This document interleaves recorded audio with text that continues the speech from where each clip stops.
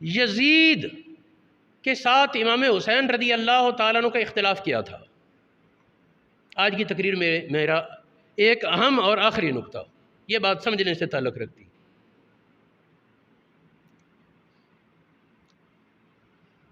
بھی اتنی بات تو ہر سمجھدار جانتا ہے نا کہ امام حسین رضی اللہ تعالیٰ عنہ، اللہ پاک ہمیں ان کے جھنڈے تلے جگہ دے،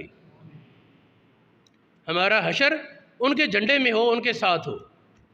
سیدنا امام حسین رضی اللہ تعالیٰ عنہ آپ نے اس لیے قربانی نہیں دی اتنی بڑی کہ لوگ میرے نام کے نعرے لگائیں، ماتم کریں اور روئیں پیٹیں۔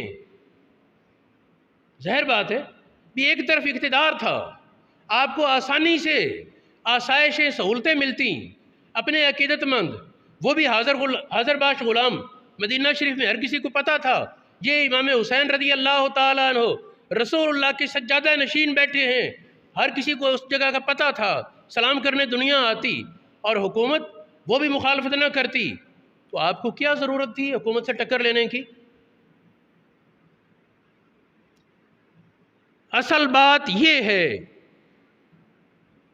کہ دینی قیادت اور دنیاوی قیادت کو اس وقت جدا کیا جا رہا تھا۔ یہ دو لفظ، دینی قیادت، دنیاوی قیادت۔ بے مثال کے طور پر ملک میں رہنے والا کوئی وکیل ہو، کوئی جج ہو، پروفیسر ہو، دیہاتی ہو، جاہل ہو، پڑھا لکھا ہو، جب کوئی مسئلہ پیش آئے گا تو کس سے پوچھے گا؟ علماء سے۔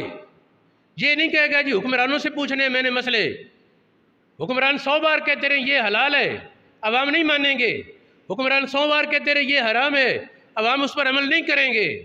دینی قیادت یہ علماء کی ہے، اور دنیاوی قیادت، اقتدار، یہ ظاہر حکام کے پاس ہے۔ ابو بکر صدیق، عمر فاروق، عثمان غنی، علی مرتضیٰ، حسن پاک، اس پورے دور میں دینی اور دنیاوی قیادت ایک جگہ تھی۔ جو دینی قائد تھا وہی دنیاوی اقتدار کا حاکم تھا، جو سارے لوگوں کی نظر میں دین کے اعتبار سے مرجع تھا، لوگوں کے لیے جس کا قول شرعی دلیل تھا وہی ان کا حکمران تھا۔ اور یہ یزید کا اقتدار یہ پہلی اینٹ تھا جب دینی اقتدار کو دنیاوی اقتدار سے جدا کر دیا گیا۔ اور حقیقت یہ ہے اس علیحدہ کرنے کا نقصان کتنا ہوا، علیحدہ کرنے کا نقصان کتنا ہوا۔ بعد کی باتیں بعد میں، ایک بات دیکھیں قرآن پاک کیا کہتا ہے، اطیعوا اللہ و اطیعوا الرسول، اللہ کی اطاعت کرو، رسول اللہ کی اطاعت کرو، وَأُولِي الْأَمْرِ مِنْكُمْ، اپنے آپ میں سے حکومت والوں کی اطاعت کرو۔ اور ساتھ یہ شرط تھی اگر اختلاف پیدا ہو جائے، حکمران ایک بات کریں تمہیں کچھ اور سمجھ آئے تو پھر ردوہ الی اللہ والرسول، اللہ کی طرف لوٹاؤ، رسول کی طرف لوٹاؤ، فیصلہ قرآن و حدیث سے کرواؤ۔ اب قرآن و حدیث کا فیصلہ کون جانے گا؟ جاہل حکمران نہیں جانیں گے، جو دینی تعلیم سے ناآشنا ہے وہ نہیں جانتا قرآن و حدیث کا کیا حکم ہے۔ قرآن و حدیث کا حکم، قرآن و حدیث کے ترجمان، رسول اللہ کے نائب علماء دین جانتے ہیں۔ تو اس لیے علماء نے پھر معنی یہ کیا کہ عوام پر لازم ہے حکام کی اطاعت، حکام پر لازم ہے علماء دین کی اطاعت۔ اب اس فلسفے پر آگے غور کریں۔